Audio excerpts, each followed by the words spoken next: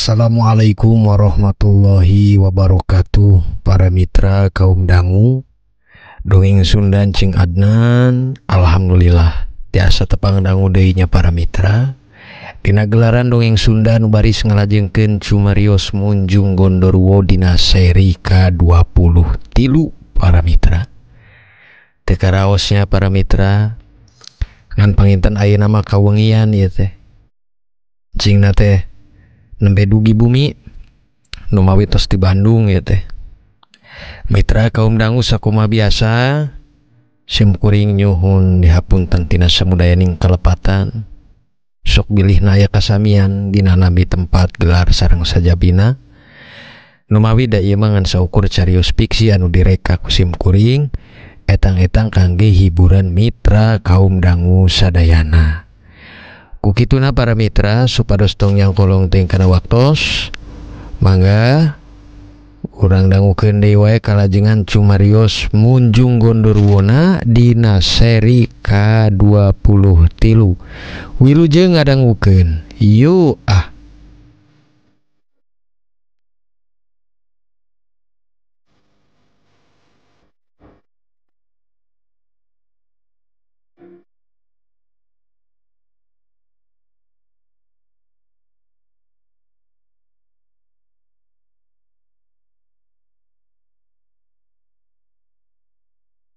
Para mitra kaum dangu, dumeh terang harita Mang Yayan nu kalah neundeun rasa ngewa ka Mang Haji Wawan. Komo pisan kiwari manehna kalah aya di pihak Manggaha, tangtosna bakal bae ku cara nu teu disangka bisa ngadukeun antawis kocapan nu lain-lain ka pihak Manggaha ku Mang Yayan teh. Kitu numutkeun Mbah Ajo kocapna harita para mitra. Nyari kuring mah mangga teuing Mbah. Bade paribasana diadukeun kumaha wae jeung Manggaha ge. Kantenan dina hal ieu ge kuring bisa wae ngomong ka Manggaha. Kumaha Mang Yayan kapungkur geuleuhna jeung ngomongkeun Manggaha ku cara itu jeung ieu. Kantenan ayeuna mah kuring geus nyaho dupi ari Mang Yayan teh sing horeng jelmana sifatna goreng. Tembal Haji Wawan harita para mitra ku cekap teu manjangkeun kana cara Mang Yayan nu rempan bisa ngadu-ngadukeun manehna jeung Manggaha. Sanes kitu Kang, dupi geuning karasa ngerina ieu dina hate murni teh. Dupi dipitnah nuntun teu ku Mang Yayan teh Kang Haji ieu teh kumaha?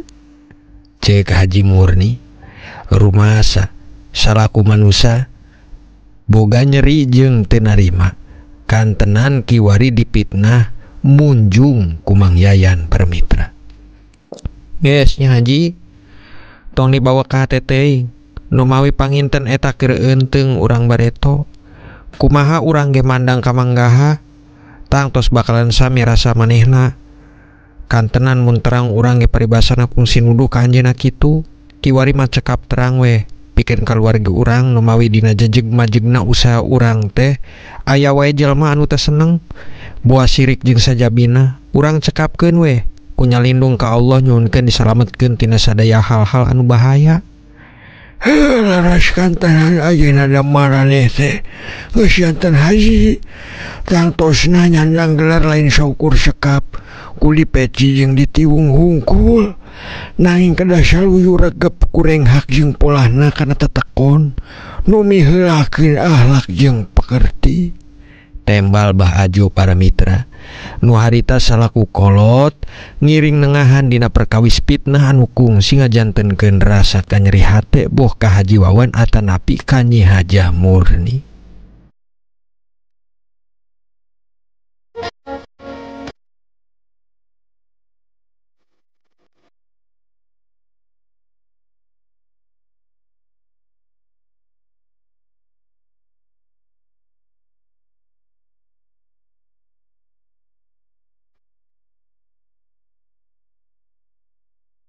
Para mitra kaum dangu kiwari nyaturkeun ka Manggaha anu kaleresan harita nuju di kebon jeung Mang Yayan oge Mang Kampleng salaku pawunganana. Kebon kacang panjang anu manehna keur meujeuhna rek majeng unduh Numawi dihente-hente oge kiwari teh usaha manggaha mah kalah bade kasaingan ku cara usahana Mang Haji Wawan. Malihan loba nu meunteun yen antawis manggaha jeung Haji Wawan mah masih beungharan keneh Haji Wawan. Saur jelema-jelema teh kitu para mitra. Dupi ari ngadangu teh saurna kebon tibu teh pada dipeser ku Haji Wawannya Mang Yayan. Ceuk Mang Kampleng haritan awalan kocap unaroskeun ka Mang Yayan nu bejana saur batur Haji Wawan teh bade meuli saluaseun eta kebun tiwu para mitra. Ceuk batur mah kitu Mang Kampleng. Teuing eta kumaha si Wawan teh nya urang mah moal pisan nyebatkeun haji lah. Boga harta sakitu loba teh munjung naon sugan eta manehna teh. Tembalna bari keheul teh sanyana para mitra. Dume dikawitan ku rasa sirik sagala rupa ari geus dimimitian ku sirik mah moal aya tungtunganana para mitra. Sabab jelema anu sirik bakal neangan 1000 cara pikeun mendet usaha batur anu disirikanana. Saha Mang Kampleng urek meuli kebon tiwu teh? Tarosna manggaha kaleresan haritan nu nembe muter ka galengan kotakan kebun manehna. Eta Haji Wawan dunungan saurna bade dijieun empang da usaha anjeunna mah majeng kana perkawis perlaukan teh kan. Tembal Mang Kampleng dupi da memang saleresna para mitra eta kebun tiwu teh memang bade dipeser ku Haji Wawan. Ayeuna teh nuju dina proses tawar harga jeung nu gaduhna nyaeta Haji Duloh. Punten dunungan manya atuh eleh ku si Wawan kan. Pan eta bisa wae dipeser ku juragan bisa dijieun empang oge sapertos manehna kan. Pasti majeng usahana teh kan. Sok mun juragan gaduh empang sakitu luasna mah manya atuh eleh kudu ku Haji Wawan dunyana nu karek beunghar kamari-kamari atuh kan. Mang Yayan kocapna kalah kamanasan hate manggaha. Manehna ngahaja si ganing keur ngarahkeun manggaha supados wantun meuli ka eta taneuh kebun. Ngarah rencana usaha Haji Wawan teh teu cios laksana keur nyieun empang nu bakalna janten kamajengan langkung pikeun hasil tina usahana para mitra. Manya kudu eleh ku si Wawan budak kamari atuh Mang Yayan. Sok we atuh mun bisa cobi ditepungan itu nu gaduhna jeung Mang Kampleng lah. Cobi ditaroskeun nawiskeun sabaraha kitu. Rek ngaduduhnya sugan si Wawan teh jeung urang somong teh jelema teh. Bejakeun itu kanu bogana sok hargana di langkungan kitu. Mun eta si Wawan wantun sakitu urang leuwihan. Sok ditu bejaan. Tembal manggaha manehna nu kabawa ku panas hate geh janten jol we kocap wani keur nawar ka eta taneuh kebon nu bade dipeser ku Haji Wawan. Kantenan dunya manehna mah da beunghar teh ku ladang munjung anu dipastikeun teu aya beakna oge salagi bisa nyiar tumbal keur minuhan kawajiban ka bangsa Gondoruo nu janten pamunjunganana para mitra. Ieu teh leres dunungan. Nya pami kitu mah siap kuring ge pikeun naroskeun ka Haji Dulohna pikeun naros kinten-kintenna sabaraha bade ngical eta taneuh teh. Kantenan atugan eta mah luas pisan. Pantes wae Haji Wawan ge wantun nawar eta taneuh. Nu mawi prospek kangge hasil nyieun empang lauk di dinya mah bakalna ge untung gede eta teh kan. Tembal Mang Kampleng para mitra.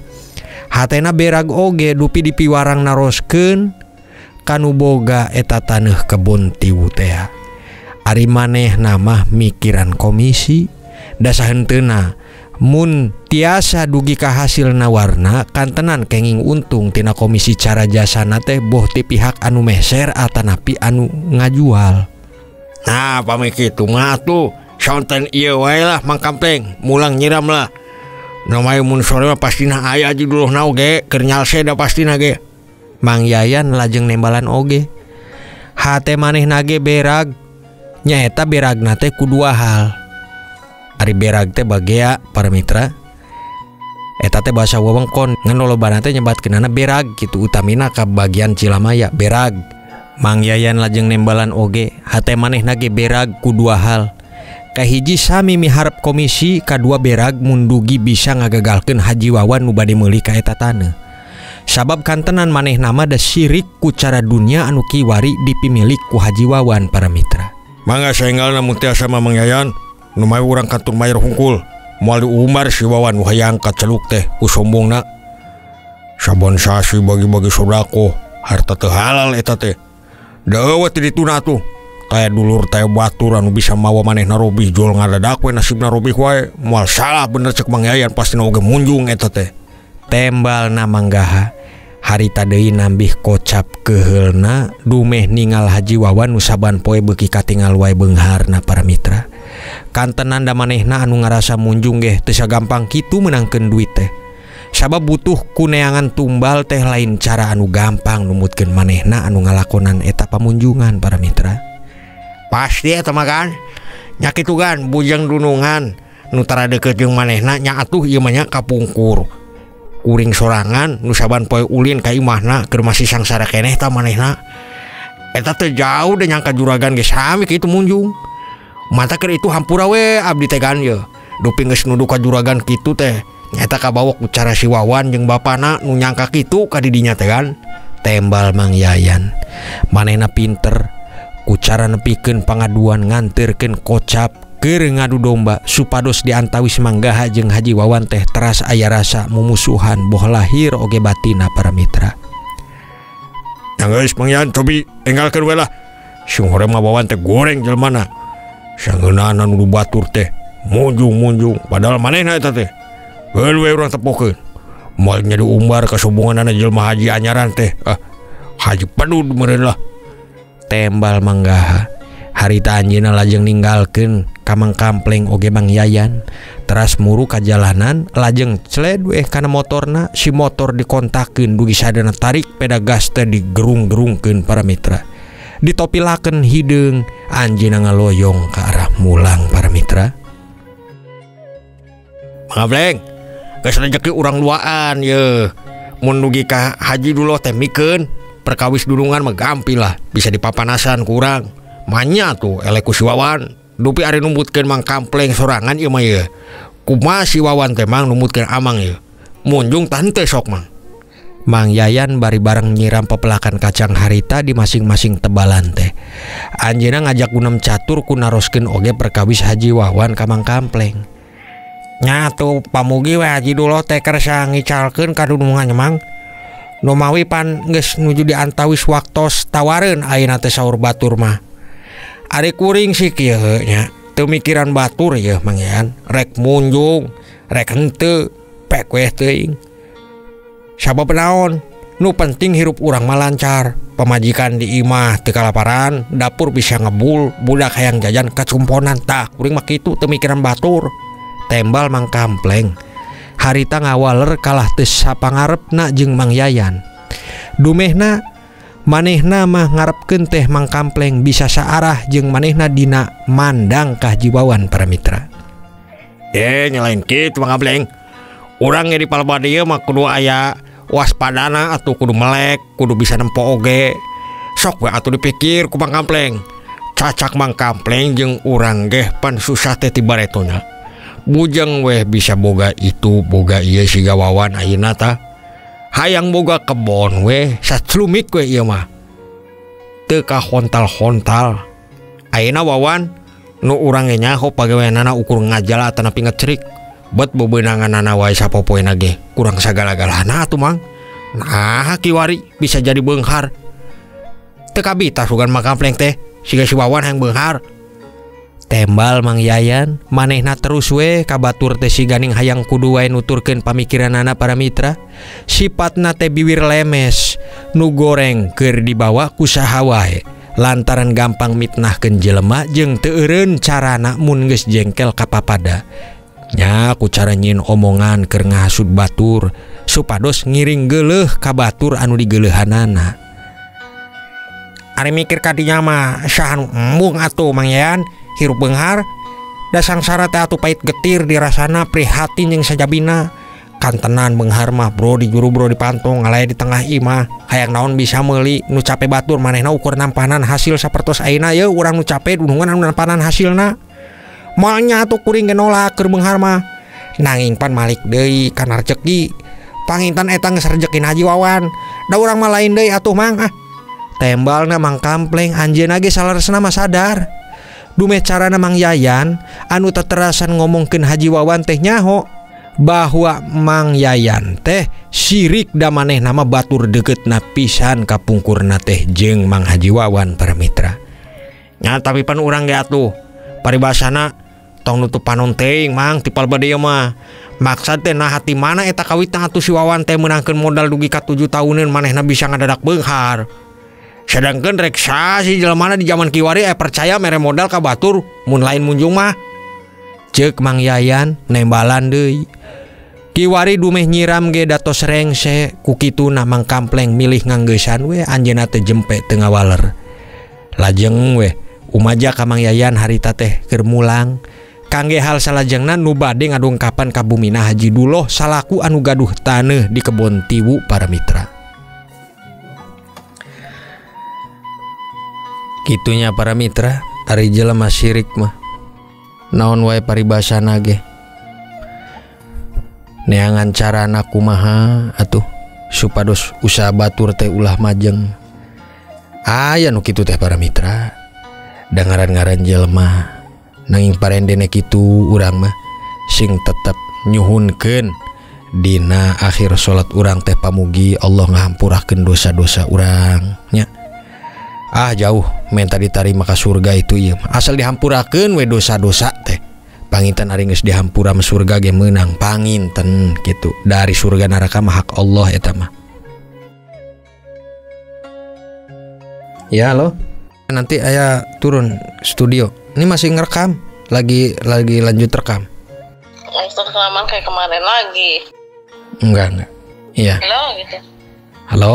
Halo? Halo? Halo? Halo? Oh ya, yang ngomong halo. Halo? Udah. Ya udah. Para mitra kaum dangu, sonten harita antawis di jam 5 wayah barudak nganggesan ulin. Hayam-hayam sakukutan pada kumpul di palataran. Barudak nu can tuang geh pada tuang, sakapeung aya oge nu brayan sareng rerencanganana. Brayan terang para mitra, hari brayan teh sasarengan tuang gitu. Ta bahasa wewengkon oge eta teh. Jantan bahasa Sunda teh beunghar ieu teh. Nu mawi kunaon sih cing Adnan teh teu ngangge bahasa anu umum wae gitu. Anu sakintena bahasa Bandungnya bahasa Bandung, alim cing mah. Nu mawi maksud encing ieu teh bade nembongkeun bahwa istuning bahasa Sunda teh beunghar pisan. Mitra, sonten harita antawis di jam 5 wayah barudak nganggesan ulin. Hayam-hayam sakukutan pada kumpul di palataran. Barudak nu can tuang geh pada tuang, sakapeung aya nu brayan sareng rerencanganana. Kitu deui Mang Haji Wawan. Nu mawi harita anjeunna teh nembe balik tos ngadongkapan ka Haji Duloh nu mungguhkeun harga ngeunaan taneuh di kebon tiwu nu bade dipeserna para mitra. Kumaha Kang Haji saur Haji Dulohna? Tarosna harita Nyi Hajah Murni bari ngadamelkeun cinteh dina muk seeng anu biasa. Saur teh regamang geus tangtos sakitu Nyai Haji. Dupi ku akang ge di janjian bakal dipasihan duit 2 poe deui lah. Nya akang wantun upami hargi geus netep sakitu mah. Tembal Haji Wawan bari suruput kana cintehna.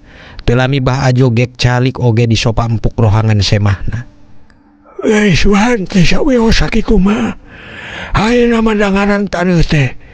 Teu di kampung, teu di kota kabeh geus awis hargi jualna. Nu mawi da pangenan teu nyieun taneuh deui. Kocap bah ajo harita bari nyeusup ku buel haseupna teh ngebul meledak dina eta rohangan para mitra. Kiwari mah udud nageh ku Ji Samsu nu mawi da geus alih carios ka pungkur Mabakomole. Ayeuna mah Haji Wawan katim usaha janten jelema beunghar udud oge ngiring benten. Jadi Ji Samsu ayeuna teh rokona eta teh. Sumuhun bah kantenan kituna deui. Da eta kebon teh luas. Ku abdi teh wantun dipeser. Boh beh kenca tanapi katuhuna teh sadayana we lah intina mah ku abdi teh wantun lah keur dipeser eta mah. Ngarangke teh mun ijin empang urang bisa enak ngolahna. Kocoranana da ukur ngala jalur hungkul ti girang. Raoseun dina gambaran mah ieu teh bah. Tembal Haji Wawan harita ka Bah Ajo para mitra. Teu lami anjeunna ge cengkat ka kamar. Lajeng nyandak handuk bade mandi. lumawi da waktos teh geus teu karasa nyerelek gancang bade kasandi kala magrib para mitra. Para mitra kaum dangu, samentawis kitu cariosna kiwari Mang Yayan jeung Mang Kampleng geus aya di bumi Haji Duloh oge. Malihan anjeunna nuju naroskeun hargi ngeunaan taneuh teh anu sapuk bade dibayar ku Haji Wawan 2 poe deui teh para mitra. Numutkeun kuring mah ari mangga langkung wantun ku hargi awis mah nyalepas we atuh Pak Haji. Kantenan da anjeunna mah panginten bisa saengalna ari perkawis artos teuing mah. Mang Yayan, harita gunem catur panjang teh singgetna mah geus nepi weh kana tujuanana dina negeskeun hungkul ka Haji Duloh. Panginten bade ngical ka manggaha atanapi keukeuh wae bade ngicalkeun ka Haji Wawan. Ya aku mah hanya ngomawi jak kuring ge ngembe teh tos sapuk ngampi kana hargi nu dikawiskeun ka Haji Wawan. Malihan anjeunna ge 2 poe deui bade masian artosna. Sanaos ayeuna ditawar langkung di gulungan Mang Yayan nembe ati geus kapalang ti heula ka batur si kumaha ya Mang panginten kuring anu teu ngeurah ngangke teh ya pastina bisi disangka jalir kocapan. Tembal Haji Duloh harita ka Mang Yayan. Ngan Mang Yayan teu gampang cekap anggeus wae palebadinya. Anjeunna ge masih boga cara para mitra keur kumaha supados taneuh teh beunang ku manggaha. Nyake waktu Pak Haji upami Pak Haji salaresna langkung palai teh ngicalna kadudungan kuring dumasar hargi ge pan langkung jauh jeung tawaran ti Wawan mah saena mah isukan meungpeung masih aya waktos numawi panjang manehna 2 poe di duitan teh ka Pak Haji. Tah ku Pak Haji cobi didongkapan we ka bumina bejakeun hapunten kitu ieu teh hargi kamari teh salah upami daek di hargi nu sami sapertos dunungan abdi anjeunna wantuneun atanapi henteu nya mangga eta mah upami wantuneun sok dipikeun ka ditu upami henteu nya panginten Pak Haji kadunungan kuring kitu tah nya Pak Haji. Tah leres Pak Haji, saya tah numputkeun kuring mah saran ti Mang Yayan bete janten moal bakal disangki jalir sapakat mun isukan ku Pak Haji didongkapan ka ditu mah.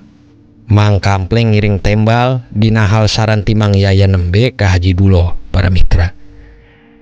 Ari kitu mah nya langkung sae oge nya numawi da kuring mah anu ngajual tangtosna oge da palai anu langkung ageng kengingna ge.